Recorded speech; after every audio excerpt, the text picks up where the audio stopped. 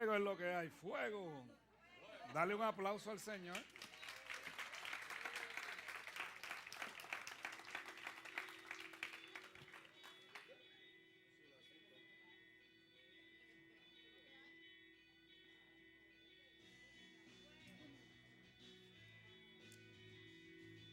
Sube, sube eso para que se oiga.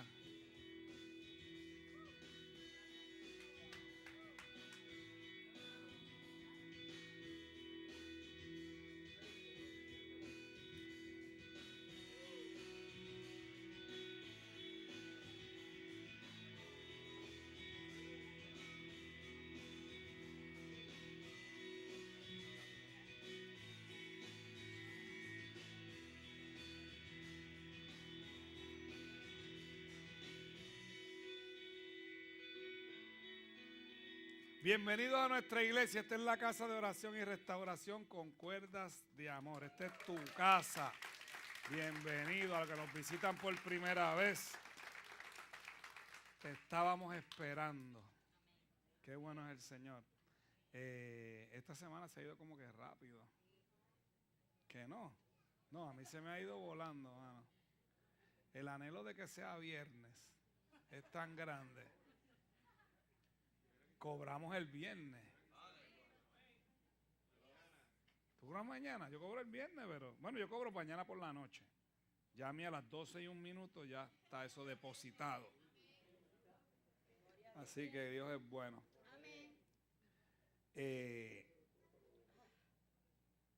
El domingo tuve una experiencia bien bonita. No sé si ustedes saben quién era Toñito Reyes, que cantaba salsa, que cantaba como Héctor Lavoe. Y él murió en el 2011. Y entonces pues tuve la oportunidad de ir a predicar a su iglesia el domingo en la tarde. Por eso fue que me fui a las millas, porque tenía que comer y llegar temprano allí. Y ellos tienen una iglesia bastante similar a esta, ¿verdad? En tamaño. Y encendido, pero encendido. Ellos tienen una dificultad que, pues murió su pastor. Y su esposa está tratando de hacer todo lo mejor que puede para mantener la iglesia. Y yo prediqué el mismo mensaje de la mañana. Yo no sabía nada de esto porque el pastor Edgar fue el que me dijo después que era lo que les pasaba, ¿verdad? Porque el pastor del pastor Edgar los está cubriendo ahora mismo, el apóstol, ¿verdad?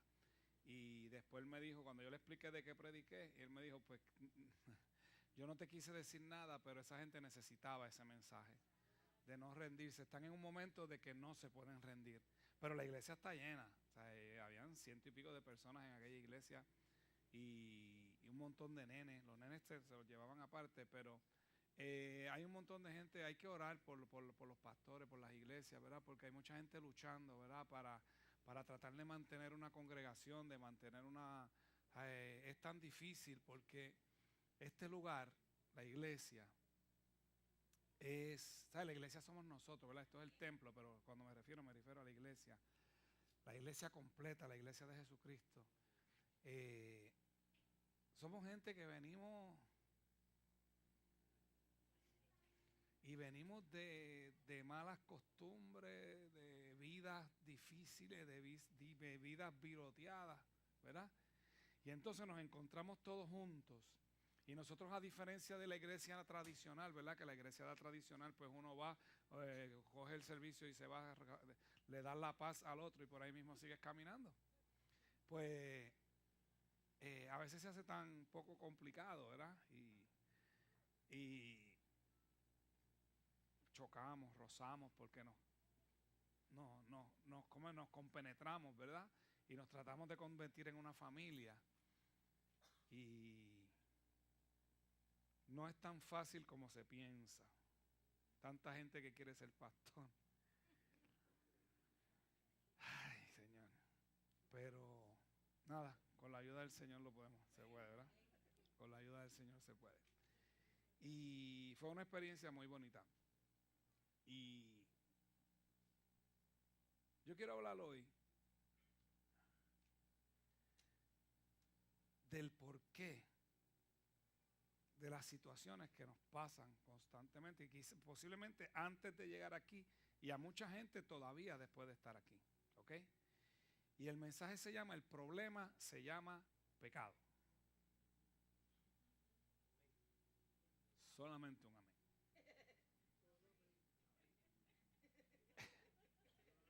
Y porque yo le dije antes de empezar, cuando yo diga esto, dices amén. Pastor asociado.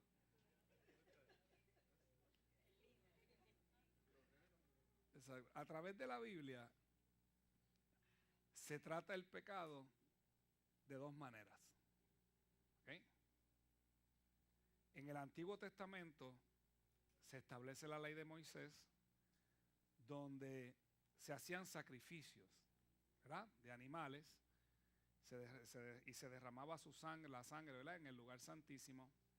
Y esto era, como yo le he explicado a la iglesia en otras ocasiones, que la ley de Moisés se hizo, Dios la estableció para enseñarle al pueblo que el pecado existía. Yo doy siempre el ejemplo de la ley 141 de Puerto Rico, que es la ley de tránsito, ¿verdad? Es la ley de tránsito, te dice a ti que te detengas en los pares, que aunque hay gente que no se para, que en las luces rojas hay que detenerse, que hay algunos que no se detienen, que hay lugares donde no debes pasar, que pongas la señal, ¿verdad?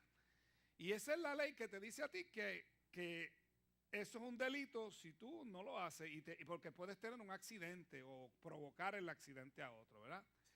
Y en ese momento, en esa época, cuando se cubrían los pecados con esos sacrificios, era la forma en que Dios comenzó a tratar con el pecado. Esa fue la primera forma cuando Dios lo establece, ¿verdad? Y en el Nuevo Testamento, lo que nos enseña la Biblia, ¿verdad?, a través de los 4 evangelios y luego las cartas de Pablo, de Juan, de Pedro, de Santiago, que Jesús, a través de Jesús y del sacrificio de Jesús en la cruz, pues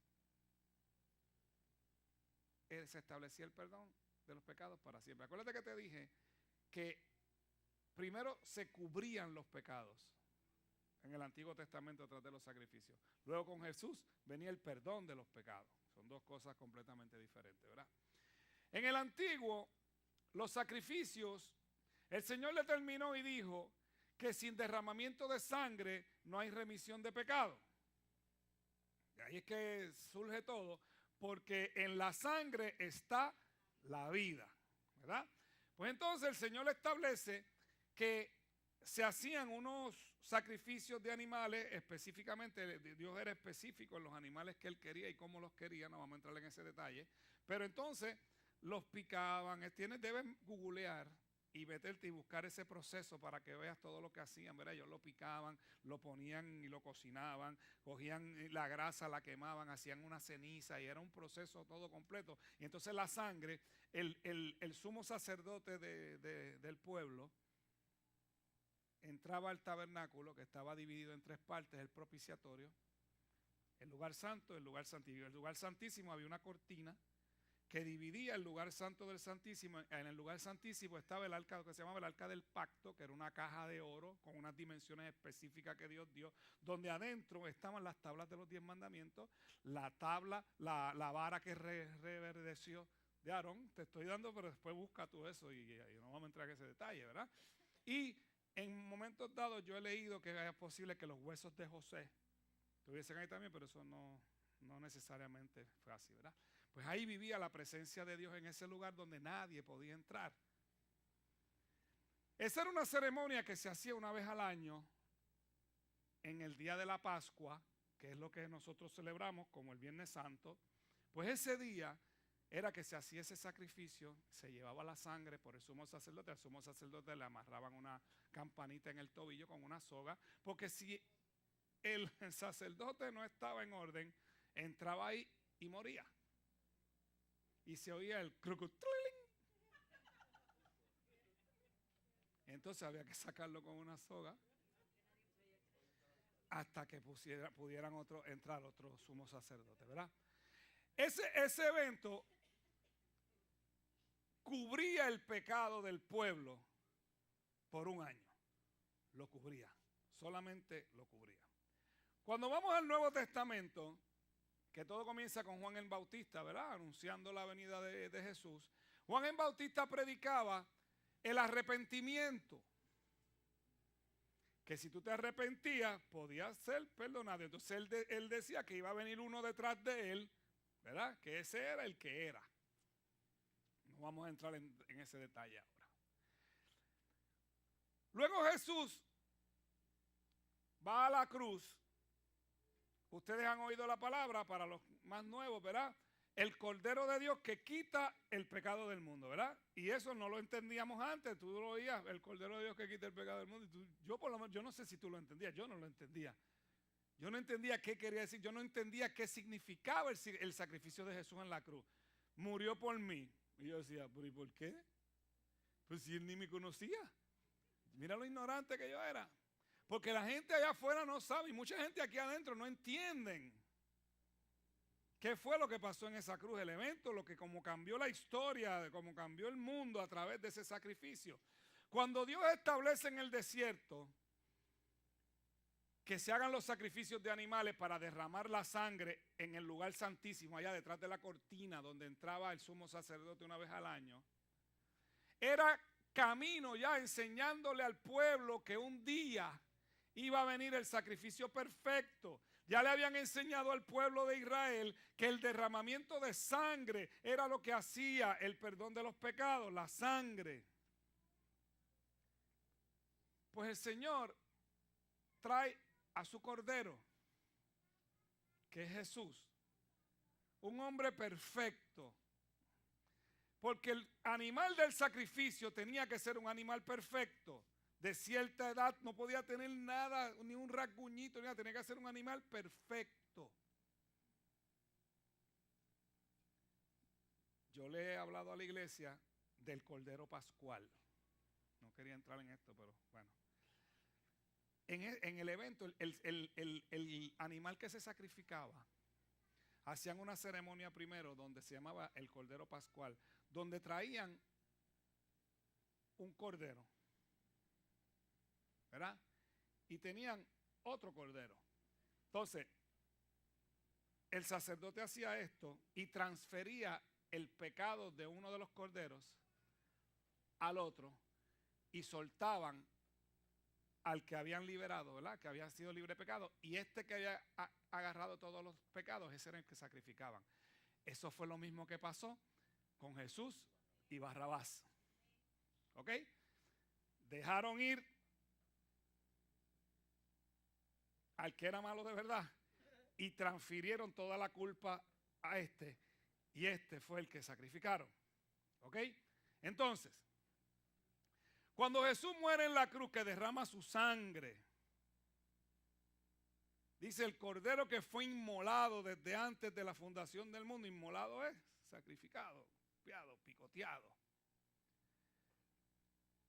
Derrama su sangre en aquel madero. Es el mismo significado del animal que sacrificaban todos los años. Por eso entonces, cuando ocurre ese gran terremoto, cuando Jesús dice consumado es, Padre mío, en tus manos encomiendo mi espíritu, que muere, hay un temblor. Y en ese temblor se rasga el velo del templo, porque el templo aquel de Salomón, grandote aquel que había allí, tenía el lugar santísimo también, un poco más grande, con el arca del pacto allí.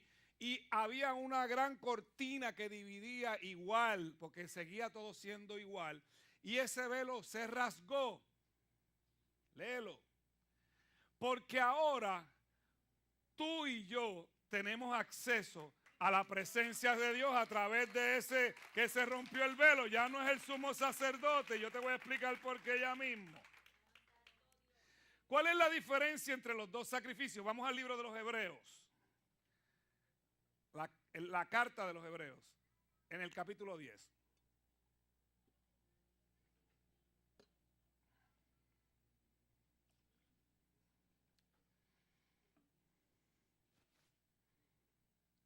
¿Lo tenemos?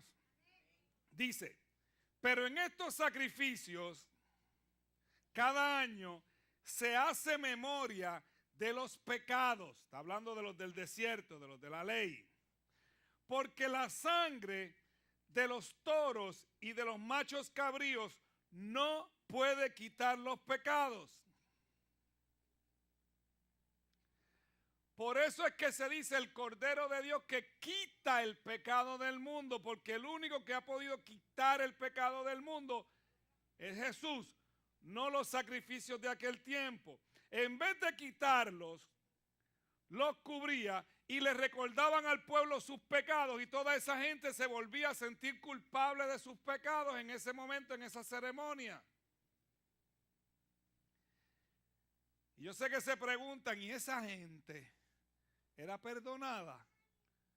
Esa gente podrán estar en el cielo. Todo el que hacía el sacrificio de la manera correcta y el que se mantenía viviendo correctamente para el Señor en su inmensa gracia,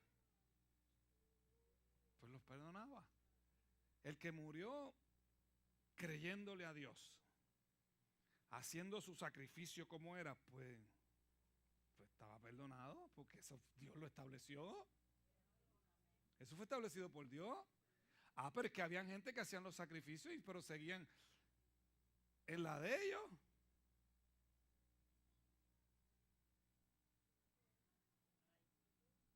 Porque Jesús estableció que eso cubría los pecados. Porque entonces, ¿para qué la hizo? Si no, entonces no los iba a perdonar de verdad. A él lo cubría el pecado. Tú estás perdonado por ahora. Vamos a ver qué pasa mañana. ¿Verdad?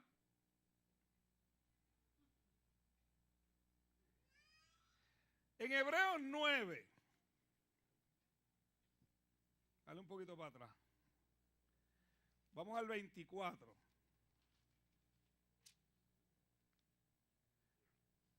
Y al 26. Óyete esto. Porque no entró Cristo en el santuario hecho de mano, figura del verdadero, sino en el cielo mismo para presentarse ahora por nosotros ante Dios, y no para ofrecerse muchas veces, como entra el sumo sacerdote en el lugar santísimo cada año con sangre ajena. De otra manera, le hubiera sido necesario padecer muchas veces desde el principio del mundo, pero ahora en la consumación de los siglos se presentó una vez y para siempre por el sacrificio de sí mismo para quitar del medio el pecado, que es lo que te separa de Dios, porque lo que te separa de Dios es el pecado. Entonces, no entró al santuario hecho de mano. Él se está refiriendo al templo. Entonces te dice aquí, figura del verdadero. Moisés fue llevado al cielo y le enseñaron el tabernáculo. Le digo, esto es lo que yo quiero que tú hagas, ahora vete a hazlo.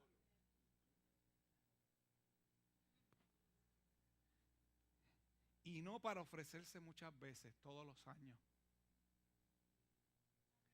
sino de una vez y para siempre. ¿Por qué? ¿Por qué? ¿Por qué? Creo que me estoy adelantando, pero Jesús se ofreció en sacrificio y cogió la sangre. Y él fue mismo como sumo sacerdote a donde el Padre. Y le dijo, Señor, aquí está el sacrificio para Rose, por Omar, por Carelli, por Edgar, por Brenda, por Omar, por Él no fue al santuario hecho de mano. Él fue allá arriba, al verdadero templo, donde está el Padre de verdad, y allí derramó la sangre para eliminar el pecado, para quitar de en medio el pecado. Vuelvo y te repito, el pecado es lo que te separa de Dios. Dios no puede estar donde hay pecado. Puedes venir a la iglesia 7 días a la semana. Puedes estar en el coro celestial. Puedes recoger las ofrendas. Puedes predicar aquí al frente. Si hay pecado, estás separado de Dios. Quiero que estés claro por eso. Por eso Jesús fue tan claro y dijo, no todo el que dice Señor, Señor entrará en el reino de los cielos. Señor, pero en tu nombre echamos fuera demonios, en tu nombre sanaron los enfermos. Apártense de mí, hacedores de maldad. No se equivoque. No se equivoque. Entonces, voy llegando, porque tú posiblemente dices, ¿qué tiene que ver eso con que el problema se llama pecado?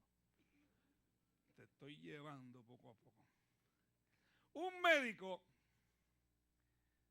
no te puede diagnosticar. Si no te puede diagnosticar, no te puede curar. Tú tienes que venir y vas allí y te dice, bueno, generalmente dice, ok, tú vas a que te digan qué te pasa y entonces te dicen, ok, ahora te vas a hacer unos laboratorios o te vas a hacer unas placas o te vas a hacer tal cosa y cuando las tengas, regresa para entonces ver qué es lo que tú tienes y a ver qué te puedo dar. Para la fiebre te voy a dar 2 Tylenol cada 4 horas o Panadol. ¿Ok? El diagnóstico de lo que yo estoy hablando se llama pecado. Tan sencillo como eso. ¿Qué me pasa? ¿Por qué me está pasando eso? Pues, pecado. Se llama pecado. Te voy a explicar ahora. La Biblia nos enseña, ¿verdad?, que el diagnóstico es el pecado, pero también nos da el remedio, que es Jesús. ¿Verdad? Él te dice, este es tu problema, pero este es la solución. Porque la Biblia dice en Romanos 3:23, no lo busques, yo te lo digo, que por cuanto todos pecaron y todos fuimos destituidos de la gloria de Dios. O sea, ni el agüita que te echaron cuando chiquito, nada de eso. Nada de eso. No hay nada que tú y yo podamos hacer para ser libres de pecado que no sea venir y reconocer a Jesús. No hay otra cosa, ¿ok? No hay otra cosa. Porque, ahora es que voy. El verdadero problema es vivir apartado de Dios, ¿ok? Ese es el gran problema. No, que mi problema es el alcohol, mi problema es la droga, mi problema es el adulterio, mi problema es la pornografía, mi problema es que robo, mi problema es que miento, mi problema es mi problema es la masturbación. No, no, no, no, no, no, no, no. Tu problema es que vives apartado de Dios. Porque si estás en eso, es que en algún problema estás teniendo con Dios. Porque cuando Dios llega a tu vida, se supone que el pecado sale de tu vida. Por eso es que te digo que si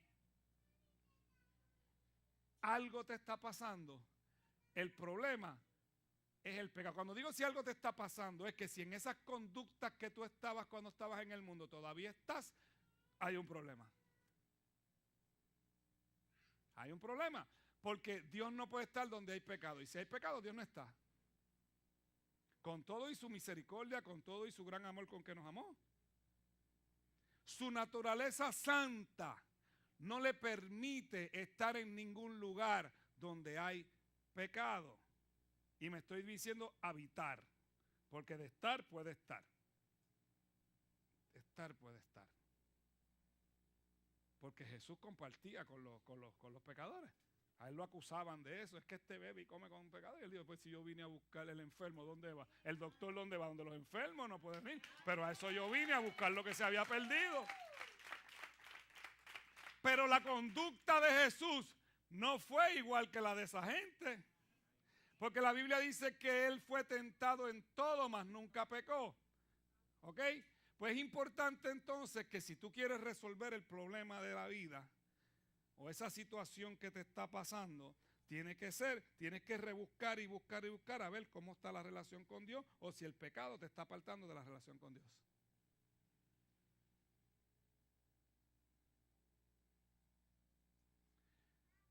Porque nosotros los seres humanos solos no tenemos la capacidad de bregar con nuestros problemas. Porque yo dejé las drogas sin conocer al Señor. pero seguía haciendo un montón de cosas. Yo resolví uno de los problemas porque yo dije, ya me jalté, no puedo más. Pero entonces, pues, vamos a buscar otra cosa que hacer. ¿En qué me entretengo ahora? Porque el problema es el pecado. El problema de los matrimonios que tienen una dificultad muy grande es que viven apartados de Dios. No hay otro. Ayer yo hablaba con una pareja que se va a casar y yo les decía, ¿tú sabes por qué se divorcia la gente? Aquí ya se están divorciando creo que 8 de cada 10. Ya está así. De los que se casan. Porque ahora es, ¿sabes? Los poquitos que se casan. Los otros días salió un estudio en el periódico El Nuevo Día de cómo ha bajado la gente casándose. Cómo ha bajado en Puerto Rico. Están hablando de Puerto Rico. Estados Unidos ni te cuento. Aquí por lo menos todavía tenemos esa, ¿sabes? De que la gente se quiere casar. Pero yo le decía, ¿tú sabes por qué? Porque la palabra matrimonio, el tri quiere decir que es de 3. Y no es que es él con un novio, ella con... No. El tercero es el Espíritu Santo de Dios que tiene que vivir entre medio de las personas. Y si ese no vive ahí, pues entonces es difícil, no hay manera que el matrimonio pueda funcionar. Yo les he dicho a ustedes y se lo dije el domingo aquí, ¿ok? Por nosotros por poco nos divorciamos, porque Dios no vivía en nuestras vidas. Porque Dios no vivía en nuestras vidas. Teníamos un Dios que de oídas te habíamos oído. Todavía nuestros ojos no lo habían visto. ¿Entiendes? Y entonces, pero cuando Dios llegó a nuestra vida, todo cambió. ¿Por qué? Porque primero que Dios es amor. Es lo primero. Entonces el amor tiene que vivir ahí, entre medio. ¿Ok? Y nosotros decidimos por Él. Y entonces ahora pues buscamos la manera de funcionar conforme a la palabra. Ah, que tenemos dificultades. Claro que sí. ¿Sabes? Dos que viven juntos todos los días no está fácil. ¿En qué liga es eso? Dime. Dime dónde. ¿Ok? Pero, ¿sabes? Lo podemos manejar. Lo podemos manejar y hoy funcionamos de forma diferente porque seguimos la palabra y obviamente Dios vive en nuestras vidas. Pero si no éramos otras víctimas de las estadísticas de Puerto Rico. O sea, Joan y Efraín, ¿qué pasaba en la vida de ellos? Pues que Dios no vivía en la vida de ellos. Fue tan sencillo, no hizo más que Dios llegar a la vida de ellos.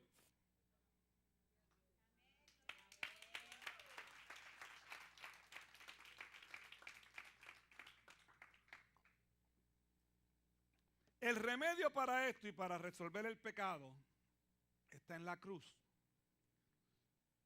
Y la cruz no es el objeto. Yo se lo he dicho 80 veces. No es el objeto. ¿Cuánta gente no tiene una figurita en el carro que hace así? Un santo de esos. ¿Lo han visto, no? Y su vida es un desastre. Hay otros que andan con una cara de Jesucristo así de grande, en oro. Sí. ¿Sabes que ahora están de moda esas cadenas bien grandes? Así. Yo las he visto así. Pero lo que hacen por el otro lado, ¿sabes? Porque es que eso no, ¿sabes? El objeto, la cruz.